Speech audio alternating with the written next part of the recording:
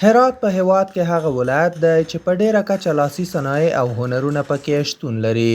میناتوري، خطاطي، نقاشي، حکاکي، شیشې جوړونې، کاشي جوړونې او همدارنګه نور هغه هنرونه او لاسي صنایع دي چې په هرات ولایت کې ځانګړي مینوال لري. په دغه هنرونو کې یو یې هم د سنتي کاشي جوړونې صنعت دی چې لرغونی تاریخ لري او په ډیره کچه مینوال یې ځان ته خپل کړي دي. یو 50 کلن بشیر احمد فقیري هغه کس دی چې څه د پاسه 15 کاله کېږي چې د سنتي کاشي جوړونې هنر پر مخ وړي. هغه چې د یوې لویې کورنۍ سرپرستی کوي، د معاشونو د کموالي څخه شکایت لري او زیاتوي چې باید د دوی په معاشونو کې زیاتوالی راشي.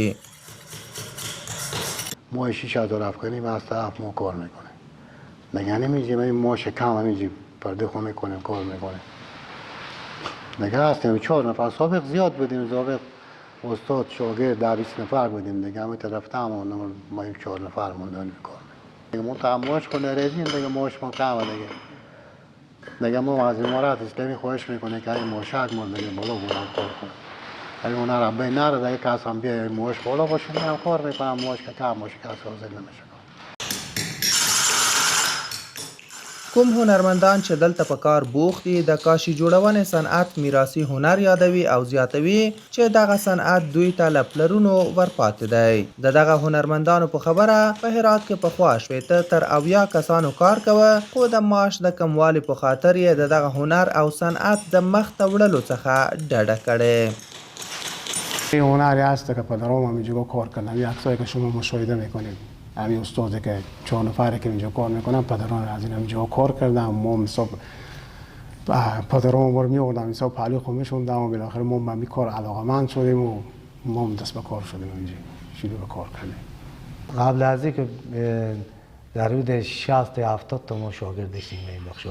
یعنی کلا اینو جایی که اینا هم به سنگ بودن معلوم هم میشه به سنگ بوده که اینا شاگرد داشتیم کار میکردن. گفتم به خاطر از اینکه چون رژیم سابق بود این بود که باید نصف برسو مکتب میرفتم نصف برسو رو همینجا کار میکردم و همون چی که دیگه باز به هم خورد دیگه شاگردم نمودم تا معاش کمیه.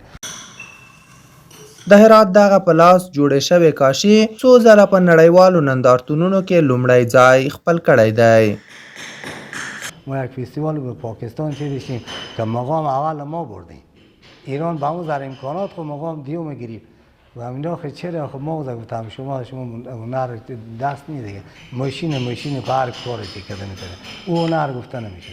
این هنره که این با دست از اینو کار میگیرن و همین چیز دیگه ما گفتم چیز کار از اینو تحصیل دادن که شما ماشین کار میکنین اینا با دسته.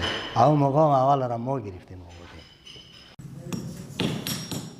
کلتوري کارپوهان دغه صنعت یو کلتوري صنعت یادوي او زیاتوي چې باید د دولت له لوري دوی ته په ډیره کچه پاملرنه وشي. کاشی به منظورهای متفاوتی در ساختمان‌ها استفاده می‌کنند.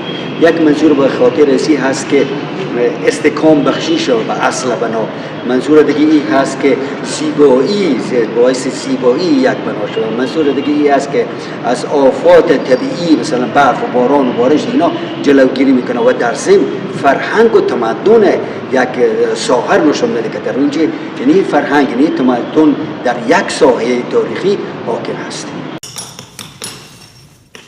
د کاشي جوړونې هنرمندانو په خبره د دولت له لوري څو ځله ورته وعدې ورکړل شوي دي، خو تر اوسه عملي ګامونه نه دي اخیستل شوي. دا په داسې حال کې ده چې دغه صنعت د منځه تللو له ګواښ سره مخامخ دی او که پاملرنه ورته ونه شي نو په مکمله توګه به له منځه لاړ شي.